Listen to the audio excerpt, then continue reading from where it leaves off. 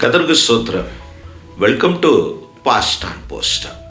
இந்த நாளுக்கான தேவனுடைய ஆசீர்வாத வார்த்தை பிலிப்பியர் எழுதின புத்தகம் 2ஆம் அதிகாரத்தின் 12ஆம் வசனத்தை நான் உங்களுக்காய் வாசிக்கிறேன். ஆதலால் எனக்கு பிரியமானவர்களே, நீங்கள் இப்பொழுது கீழ்ப்படுகிறபடியே நான் உங்களுக்கு சமீபமாய் இருக்கும்போது மாத்திரமல்ல, நான் தூரமாய் இருக்கிற இப்போதும் அதிக பயத்தோடும் நடுக்கத்தோடும் உங்கள் இரட்சிப்பு நிறைவேற பிரயாசப்படுங்கள். அப்போஸ்தலனாகிய பவுல் ஆத்தும பாரமுடைய ஒரு தேவ மனிதன். அழைக்கப்பட்ட நாளிலிருந்து அவருடைய கடைசி நேரம் வரை கர்த்தருக்காக வைராக்கியம் கொண்ட ஒரு தெய்வ மனிதன். அவருடைய வாழ்விலே பின்னடைவும் இல்லை, பின்மாற்றமும் இல்லை, விலகலும் இல்லை. நேர்த்தியாய் ஆதி அப்போஸ்தலர்களைப் போல, ஆதி பிதாக்களைப் போல நடந்த ஒரு தெய்வ மனிதன் பிலிப்பு சபையாருக்கு புத்தி சொல்லுகிறார். நமக்கு அது எழுதி கொடுக்கப்பட்டிருக்கிறது. அது பிலிப்பு சபைக்கு மாத்திரமல்ல, கேட்டுக்கொண்டிருக்கிற உங்களுக்கும், பேசுகிற எனக்கும், உலகம் முழுவதிலும் கர்த்தரை பின்பற்றுகிற எல்லா கிறிஸ்தவர்களுக்கும் எழுதப்பட்ட வார்த்தையாகும். என்ன சொல்லுகிறார்?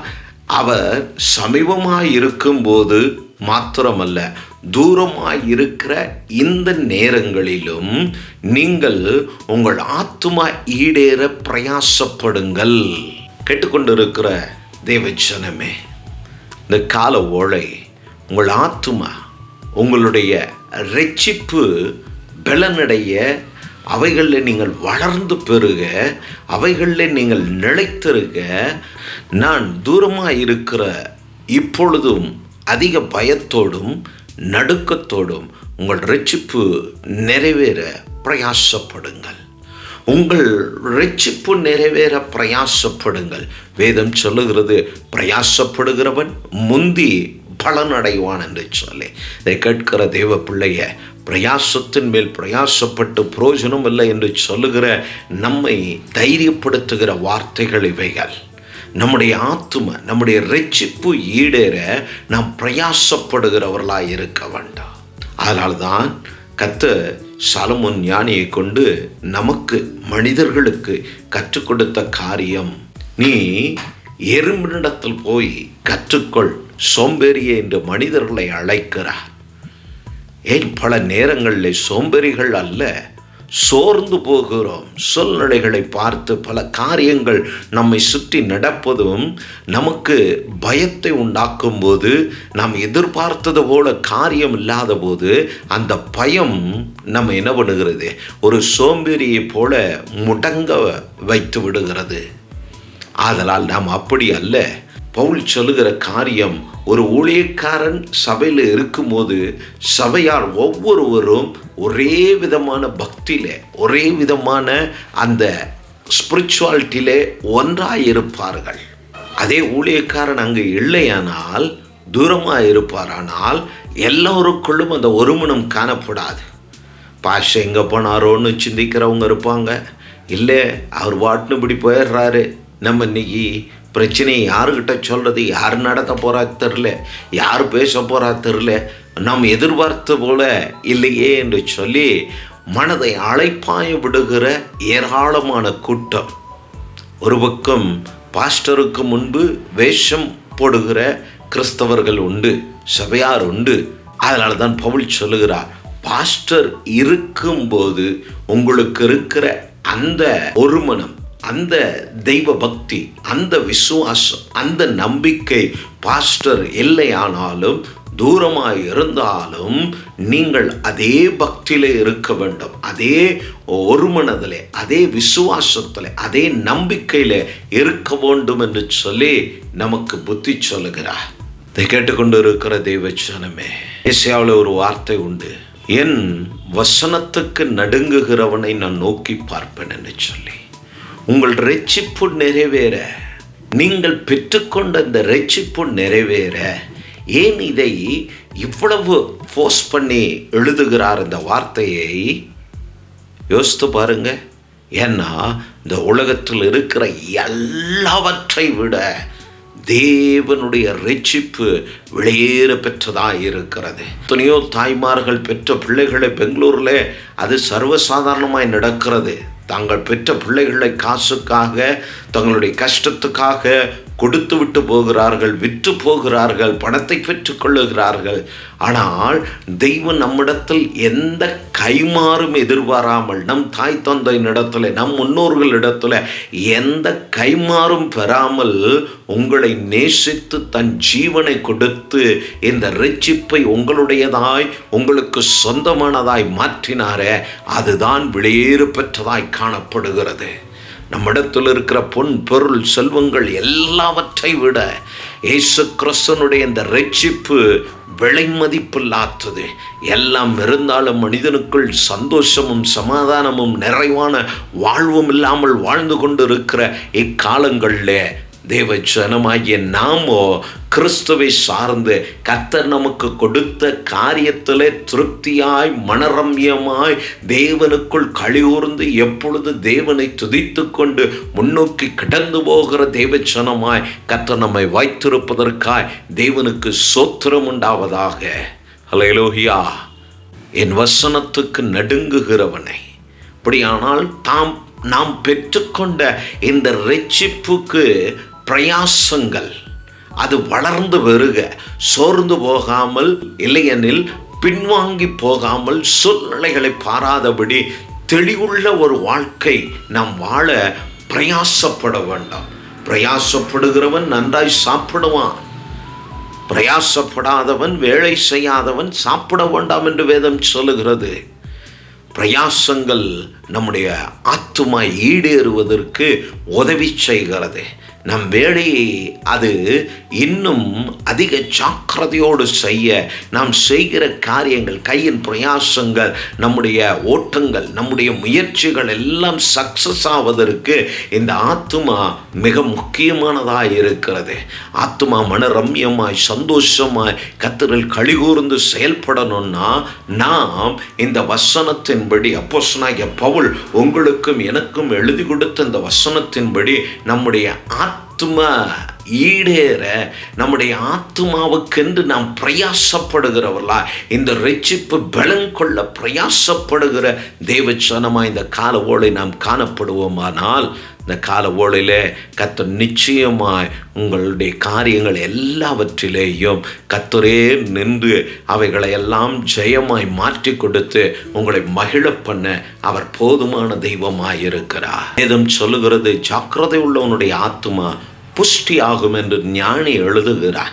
அதை தான் பவுல் சொல்லுகிறார். உன்னுடைய ஆத்துமா ஈடேற பிரயாசப்படுங்கள், ஜாக்கிரதையாக இருக்கணும். நாம் பெற்றுக்கொண்ட இந்த ரட்சிப்பு நம் ஆத்துமாவில் இருக்கிறது. அதுதான் உங்களுடைய பலன். உங்களுடைய பணம், உங்கள் படிப்பு, உங்கள் வேலை, உங்கள் அந்தஸ்து, உங்கள் மேன்மை, உங்கள் காரியம் இதெல்லாம் ஒன்றுமில்லை. உங்கள் ஆத்துமாவில் இந்த ரட்சிப்பு இல்லைன்னா நம்மெல்லாம் கனமற்றவர்களாக இருந்திருப்போம். எல்லா மனிதனைப் போல எத்தனையோ மனிதர்கள், நாம் நண்பர்கள், நாம் பழகிறவர்கள், இவர்கள் நடுவே நமக்கு ஒரு வேல்யூ இருக்கிறது. அதுதாங்க அந்த ரட்சிப்பினுடைய அர்த்தம். அந்த ரட்சிப்பை பெற்றுக்கொண்டவர்களுக்கு தான் அதை உணர்ந்து கொள்ள முடியும். கேட்டுக்கொண்டு இருக்கிற தேவஜனமே, இப்படி வெளியேறு பெற்ற ரட்சிப்பை சுமந்து நடக்கிற அந்த நாமத்தை ஏற்று நடக்கிற உங்கள் வாழ்வில் எப்படி உங்களை கைவிடுவா, எப்படி நீங்கள் கைவிடப்பட்டவர்களாக இந்த பூமியில் இருப்பீர்கள், எப்படி தெய்வம் உங்களை விட்டு தூர போவார், எப்படி உங்கள் கண்ணீரிலே மாண்டு போ என்று சொல்லுவார். அதனால் பயப்பட வேண்டாம். இப்படி உங்கள் சத்துருவானவன் உங்களுக்கு நெகட்டிவான எண்ணங்களை, நெகட்டிவான வார்த்தைகளை கேட்க செய்து உங்களை சோர்வடைய செய்யும் போது தைரியப்படுங்க. உங்கள் ஆத்துமா வெளியேறு பெற்ற ரட்சிப்பினால் நிரப்பப்பட்டு இருக்கிறது. கர்த்தர் அதை உங்களுக்கு கொடுத்திருக்கிறார். அதை ஜாக்கிரதையாய் காத்துக்கொள்வீர்களானால் இந்த பூமியின் வாழ்வை கர்த்தர் உங்களுக்கு ஜாக்கிரதையாய் சத்ருவின் கைக்கு உண்டானவைகளையெல்லாம் காத்து இன்னும் அதை பெருக பண்ணி இன்னும் உங்களை வாழ்ந்து சுகித்திருக்க பண்ண அவர் போதுமான தெய்வமாய் இருக்கிறார். கிறிஸ்துவில் பிரியமான தேவ ஜனமே, இந்த கால வேளையில் நாம் வாசித்த அந்த வார்த்தையின்படி அதோடு கூட அப்போஸ்தலனாகிய பேதுரு நிருபங்களில் எழுதும்போது நம் ஆத்துமாவை குறித்து, இந்த இரட்சிப்பு நம் ஆத்துமாவுக்கு உண்டானதை குறித்து அவர் இன்னும் தெளிவாய் எழுதுகிற வார்த்தை என்னவெனில், நான் நினைக்கிறேன் 1 பேதுரு 2ஆம் அதிகாரத்தில் இந்த வார்த்தை இருக்கும். ஆத்துமாவுக்கு விரோதமாய் போர் செய்கிற மாம்ச இச்சைகளை விட்டு நாம் விலகுகிற தேவ ஜனமாய் காணப்பட வேண்டும். நம் பெற்றிருக்கிற இந்த இரட்சிப்பு, இந்த ஆத்துமா விலைமதிப்பில்லாததாக இருக்கிறபடினாலே இதுக்கு விரோதமாய் போர் செய்கிற இந்த மாம்சத்தின் எண்ணங்கள், உலகத்தின் காரியங்கள், நாம் சுற்றி மற்றவர்களுக்கு நடப்பதையெல்லாம் கேட்டு இவர்கள் ஆண்டவரை ஏற்றுக்கொள்ளவில்லை, ஜெபத்துக்கு வரவில்லை, விசுவாசிக்கவில்லை, நன்றாயிருக்கிறார்களே, சுகமாயிருக்கிறார்களே, இப்படியெல்லாம் நாம் புலம்புகிற இந்த மாம்ச எண்ணங்கள், மாம்சத்தின் சிந்தைகள், மாம்சத்தின் கிரியைகளை நாம் அழித்து விடுவோமானால் நம்முடைய ஆத்துமா பலன் கொண்டதாயிருக்கும். கேட்டுக்கொண்டு இருக்கிறதான தெய்வ பிள்ளைகளே, இந்த காலவேளையில் அப்போஸ்தலனாகிய பவுல் சொன்ன அந்த வார்த்தை, அவர் தூரமாக இருக்கும்போது அதிக ஜாக்கிரதையோடு உங்களுடைய ஆத்துமா ஈடேற பிரயாசப்படுங்கள் என்று சொல்லுகிறார். ஆம், நம்முடைய ஆத்துமா ஈடேற, நாம் ஆத்துமாவில் ஆவிக்குரிய வாழ்க்கையில் வளர்ந்து சபைக்கு, உங்கள் ஊழியருக்கு நீங்கள் புரோஜனம் உள்ளவர்களாய் காணப்பட கொடுப்பதில் மாத்திரமல்ல, உங்களையே நீங்கள் கொடுக்க வேண்டும், நேரத்தை கொடுக்க வேண்டும், ஜெபிக்க வேண்டும், ஊழியக்காரனோடு சேர்ந்து அங்கே சபை நிரப்பப்பட ஆத்துமாக்களை ஆதாயம் பண்ணுகிற பிள்ளைகளாய் நாம் இருக்க வேண்டும். நாம் நம்ம ஆத்துமாவை குறித்து ஜாக்கிரதையாக இருந்தால் மாத்திரம்தான் நம்முடைய ஆத்துமாவை குறித்ததான கரிசனை, அதை குறித்த தெளிவு, அதை குறித்த விழிப்பு நமக்கு இருக்குமானா மற்றவருடைய ஆத்மாவை குறித்து நாம் பாரப்படுகிற தேவஜனமாய் காணப்படுவா. இந்த காலவோடை அதை தான் பவுல் நமக்கு சொல்லுகிறார். ஆதலால் பிரயாசப்படுங்கள், பிரயாசப்படுங்கள், பிரயாசப்படுகிறவன் நிச்சயம் பலனடைவான். இந்த பிரயாசத்திற்கு, நம் ஆத்துமா ஈடேறுவதற்கு பிரயாசப்படுகிற இந்த பிரயாசத்தின் மத்தியிலே போராடுகிற நம்முடைய மாம்சத்தின் கிரியைகளை விட்டு, மாம்சத்தின் எண்ணங்களை மிதித்து, அவைகளை விரட்டி அடித்து கர்த்தருக்குள் நாம் பலன் கொள்ளுகிற தெய்வ பிள்ளைகளாய் நாம் இருக்க வேண்டும். கர்த்தருக்குள் பிரியமானவர்களே, கர்த்தராகிய இயேசு கிறிஸ்து இந்த பூமியிலே ஊழியம் செய்த நாட்களில் தம்மிடத்தில் வந்த சீஷர்கள், தம்மை பின்பற்றின ஜனங்களுக்கு அவர் சொன்ன வார்த்தை யோவான் 6 எழுதப்பட்டிருக்கும். நீங்கள் அழிந்து போகிற போஜனத்துக்காக அல்ல, நித்திய ஜீவன் வரை நிலை நிற்கிற போஜனத்திற்காக. அந்த போஜனம் அவருடைய சரீரம், கிறிஸ்துவை அடையாளப்படுத்துகிறது. அவரை பற்றி கொள்ளுங்கள் என்று சொல்லி அவர் அன்பே தம்முடையவர்களுக்கு அவர் சொல்லி இருக்கிறார். அது உங்களுக்கும் எனக்குமான வார்த்தை. அது இக்கால கிறிஸ்தவர்களுக்கு, இக்காலத்தில் அவரை பின்பற்றுகிற தெய்வ பிள்ளையாம் உங்களுக்கு அவர் சொல்லுகிறார். அழிந்து போகிறதற்காக அல்ல, நித்திய ஜீவன் வரை நிலைத்திருக்கக்கூடிய போஜனத்துக்காக அதிக பிரயாசப்பட வேண்டும். ஆதலால் வார நாட்கள் ஆராதனைகளை விட்டு விடாதிருங்க, சபை கூடுதலை விட்டு விடாதிருங்க. பிள்ளைகள் வேலை ஏதாவது சொன்னால் கூட எல்லை ஆராதனை முடிச்சுட்டு போன்னு சொல்லுங்க. நான் அடிக்கடி சபையில் சொல்லுவேன், நீங்கள் ஊருக்கு போவேனா, நண்பர்கள் வேண்டாம் என்று சொல்லவில்லை. எல்லாம் நமக்கு தேவை இந்த பூமியில. ஊருக்கு போங்க, இங்கே ஆராதனை இல்லை, ஆனாலும் போகிற இடங்களில் எங்கேயாவது கர்த்தருடைய சபை கூடி வருகிற இடங்களில் போய் கர்த்தரை அவர்களோடு சேர்ந்து ஆராதித்து விட்டு அப்புறம் உங்கள் வேலையை பாருங்கள். அப்புறம் நல்ல காரியங்கள், கெட்ட காரியங்கள் ஏதுவானாலும் போங்கள் என்று சொல்லி புத்தி சொல்லுகிறது உண்டு. இந்த இரட்சிப்பு பலன் கொள்ளுகிறது அங்கேதான். ஆதலால் தான் வேதம் இவ்வளவு தெளிவாய் நமக்கு புத்தி சொல்லி நம்முடைய ஆத்துமா ஈடேற, என இது நஷ்டப்பட்டு போகக்கூடாது. இயேசு பட்ட பிரயாசம் அதுதான். அது ஒரு நாளும் வீண் போகாதபடி பெற்றுக்கொண்ட அந்த இரட்சிப்பில் நிலைத்திருந்து கர்த்தருக்காய் இந்த கால ஓலையில் உங்கள் வாழ்க்கையின் ஓட்டத்தை ஓடுங்க. கர்த்தர் உங்களுக்கான காரியத்தெல்லாம் முன் போய் தடைகளை நீக்கி நீங்கள் பெற வேண்டிய நன்மைகளை நீங்கள் பெற்றுக்கொள்ள, அந்த நன்மைகள் உங்கள் மூலியமாக உங்கள் குடும்பத்துக்கும், உங்கள் பிள்ளைகளுக்கும், உங்கள் வாழ்வாதாரத்துக்கும், உங்கள் வீட்டாருக்கும் அது போதுமானதாக இருக்க கர்த்தரே ஆசீர்வதிப்பார் என்று சொல்லி நான் வாழ்த்துகிறேன். ஆதலால் பயப்பட வேண்டாம், தைரியமாக உங்கள் காரியத்தை முன்னெடுத்து உங்கள் ஆத்துமா ஈடேற பிரயாசப்பட்டு முன்னோக்கி கடந்து போங்க. கர்த்தர் உங்களோடு கூட இருந்து உங்களை ஆசீர்வாதமாய் திரும்ப பண்ண அவர் போதுமான கர்த்தராய் இருக்கிறபடினால நாம் கர்த்தரிடத்தில் ஒருமனமாய் நாம் அவரை நோக்கி பார்த்து ஜெபிப்போம். பரலோகத்தின் பிதாவே, இந்த கால வேளைக்காய் ஸ்தோத்திரம்.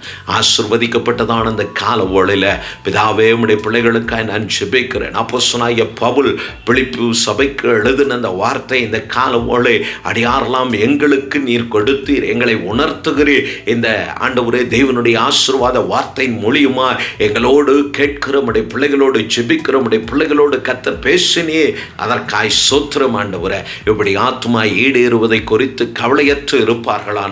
அதை குறித்து கவலை உள்ளவர்களாய், அதை குறித்து பாரம் உடையவர்களாய் இந்த கால வேளை கர்த்தருடைய ஆவியானவரும் பிள்ளைகளை நிரப்பும்படியா நான் ஜெபிக்கிறேன். பிள்ளைகளை ஆசீர்வதிப்பீராக. இவர்கள் ஆசீர்வாதமாய் இருக்கட்டும். போகிற காரியங்கள், பிரயாசங்கள், அவருடைய முயற்சிகள், அவருடைய வியாபாரங்கள், வேலையில் இருக்கிற நெருக்கங்கள், கஷ்டங்களை எல்லாம் மாற்றி ஆண்டவரே யோசேப்பை அஸ்தானத்திலே உயர்த்தினது போல அந்த பிள்ளைகளை கர்த்தர் உயர்த்தி மேன்மைப்படுத்துவீராக. பயங்கள், கிளேசங்களுக்கெல்லாம் நீங்களாக்கும். சமாதானத்தோடு, சந்தோஷத்தோடு, மனநிறைவா இந்த ரட்சிப்பிலே மகிழ்ந்து கர்த்தருக்குள் பலன் அடைந்து வாழ கர்த்தர் கிருபை செய்யும்படி உம்முடைய கரத்தில் ஒப்பு கொடுக்கிறோம். ஒவ்வொருவரையும் ஆசீர்வதிக்கிறோம். நசனாகிய இயேசு கிறிஸ்துவின் நாமத்தினாலே பிதாவே, ஆமென், ஆமென். மீண்டும் உங்களை சந்திக்கிற வரை கர்த்தர் உங்களோடு இருப்பாராக. கர்த்தர் உங்களை ஆசீர்வதிப்பாராக.